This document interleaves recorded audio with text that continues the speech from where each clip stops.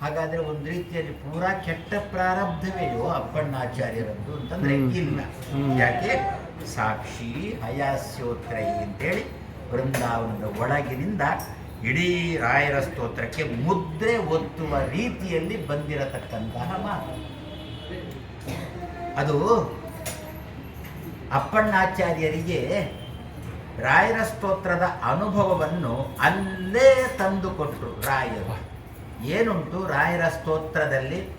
ದಯಾ, ದಾಕ್ಷಿಣ್ಯ, ವೈರಾಗ್ಯ, ವಾಕ್ಪಾಠವ, ಮುಖ ಅಂಕಿತ ಅಂತ ಹೇಳಿ ರಾಯರಲ್ಲಿರತಕ್ಕಂಥ ಗುಣಗಳು. ದಯಾ, ದಾಕ್ಷಿಣ್ಯ, ವೈರಾಗ್ಯ, ವಾಕ್ಪಟುತ್ವ ಇದೇ ಮೊದಲಾಗಿರತಕ್ಕಂತಹ ಗುಣಗಳಿಂದ ಕೂಡಿದವರು ಅಂತ. ಇದಪ್ಪಣ್ಣಾಚಾರ್ಯರಿಗೆ ಹೇಗೆ ಅನುಭವಕ್ಕೆ ಬಂತು ಇದು? ದಯಾ ದಾಕ್ಷಿಣ್ಯದಲ್ಲಿ ವೈರಾಗ್ಯ ಉಳ್ಳವರು ರಾಘವೇಂದ್ರ ಸ್ವಾಮಿಗಳು. ಒಂದು ದಯಾ ಉಳ್ಳವರು, ದಾಕ್ಷಿಣ್ಯ ಉಳ್ಳವರು, ವೈರಾಗ್ಯ ಉಳ್ಳವರು, ವಾಕ್ಪಟುತ್ವ ಉಳ್ಳವರು ಅಂತ ಒಂದಾದರೆ, ಇನ್ನೊಂದು ದಯಾ ದಾಕ್ಷಿಣ್ಯದಲ್ಲೇ ವೈರಾಗ್ಯ ರಾಘವೇಂದ್ರ ಸ್ವಾಮಿಗಳಿಗೆ. ಅದನ್ನು ಅಪ್ಪಣ್ಣಾಚಾರ್ಯರಿಗೆ ತೋರಿಸಿಕೊಟ್ಟು. ಅಪ್ಪಣ್ಣಾಚಾರ್ಯರು ಏನಿತ್ತು ಅಂಥ ಒಂದು ಪ್ರಾರಬ್ಧ ಇತ್ತು.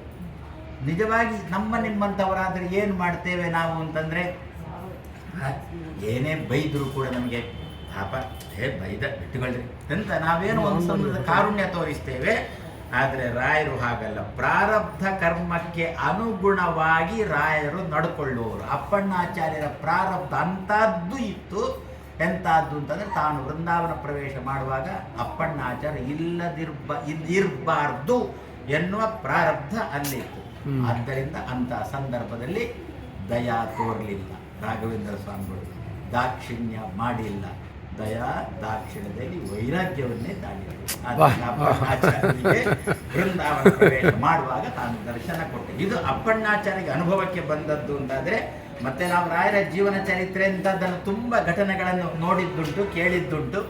ಏನು, ರಾಯರಿಗೆ ತಮಾಷೆ ಮಾಡಬೇಕು ಅಂತ ಹೇಳಿಕೊಂಡು ಯಾರೋ ಒಬ್ಬನನ್ನು ಮಲಗಿಸಿ ಅವನ ಮೇಲೆ ಬಿಳಿ ಬಟ್ಟೆ ಹಾಸಿ ರಾಯರು ಹೋಗ್ತಾ ಇರಬೇಕಾದ್ರೆ ಅವರ ಬಳಿಗೆ ಹೋಗಿ, ಹೀಗೆ ಒಬ್ಬ ಏನೋ ತೀರಿಕೊಂಡಿದ್ದಾನೆ, ಬದುಕಿಸಬೇಕು, ದಮ್ಮಯ್ಯ ನಿಮ್ಮ ಕಾಲು ಹಿಡಿತೇವೆ ಅಂತ ಗರೆದ್ರವರು. ಆ ಸಂದರ್ಭದಲ್ಲಿ ರಾಯರಿಗೇನಾಯಿತು? ದಯಾ ದಾಕ್ಷಿಣ್ಯದಲ್ಲಿ ವೈರಾಗ್ಯನೇ ಉಂಟು. ಅವರು ಏನಂದ್ರು ಆ ಕ್ಷಣದಲ್ಲೇ? ಇಲ್ಲ, ಅವನ ಆಯುಷ್ಯ ಮುಗಿದೋಯ್ತು, ನಡೀರಿ ಅಂತಂದ್ರು. ಅಂತ ನೆಗಾಡಿದ್ರು ಅವರು. ಹೋಗಿ ಬಟ್ಟೆ ತೆಗೀತಾರೆ, ಹೆಣನೆ.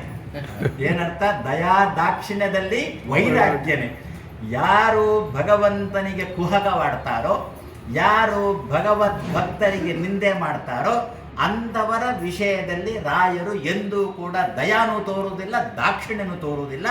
ದಯಾ ದಾಕ್ಷಿಣ್ಯದಲ್ಲಿ ವೈರಾಗ್ಯವನ್ನೇ ರಾಯರು ತೋರಿಸ್ತಾರೆ ಎನ್ನುವುದನ್ನು, ತಾನು ರಾಮಚಂದ್ರನ ಅನುಯಾಯಿ ಎನ್ನುವುದನ್ನು ರಾಯರು ತಾನು ಈ ಸಂದರ್ಭದಲ್ಲಿ ತೋರಿಸಿಕೊಟ್ಟಿದ್ದಾರೆ. ಇಂತಹ ಸ್ತೋತ್ರವನ್ನು ನಾವು ಪ್ರತಿ ದಿವಸ ಯಾಕೆ ಪಠನ ಮಾಡಬೇಕು ಅಂತ ಕೇಳಿದರೆ, ನಮ್ಮ ಮಕ್ಕಳು ಎಷ್ಟೋ ಸಂದರ್ಭದಲ್ಲಿ ದಾರಿ ತಪ್ಪುವಾಗ ನಾವು ಅಯ್ಯೋ ನನ್ನ ಹೊಟ್ಟೆಯಲ್ಲೇ ಬಂದದ್ದಲ್ವೋ, ಏನು ಮಾಡಲಿ ಅಂತೇಳಿ ಆ ಸಂದರ್ಭದಲ್ಲಿ ದಯಾನೂ ತೋರಬಾರ್ದು, ದಾಕ್ಷಿಣ್ಯನೂ ತೋರಬಾರ್ದು.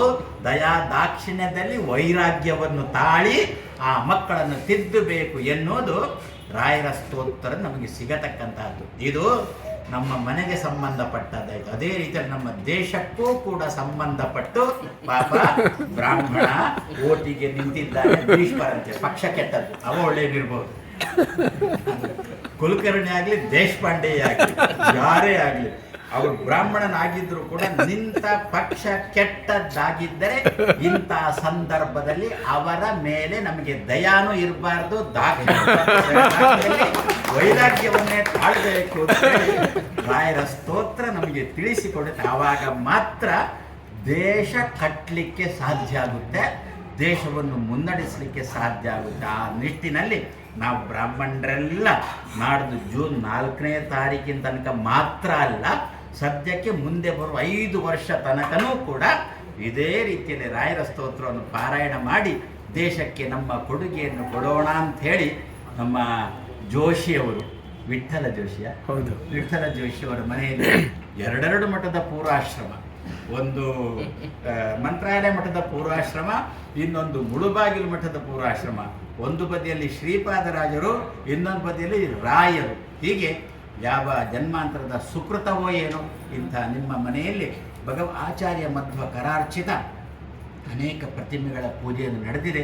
ಈ ಪೂಜೆ ನಿರಂತರವಾಗಿ ಈ ಮನೆಯಲ್ಲಿ ನಡೆಯಲಿ. ರಾಯರ ಹಾಗೂ ಶ್ರೀಪಾದರಾಜರ ದಯ, ಆಚಾರ್ಯ ಮಧ್ವರ ತನ್ಮೂಲಕ ಕೃಷ್ಣನ ಅನುಗ್ರಹ ಈ ಮನೆಯಲ್ಲಿ ಆಗಲಿ ಅಂತ ಹೇಳಿ ಮಧ್ವಾಂತರಕತೆ ಗೋಪಾಲಕೃಷ್ಣನ ನಮ್ಮ ಪ್ರಾರ್ಥನೆ.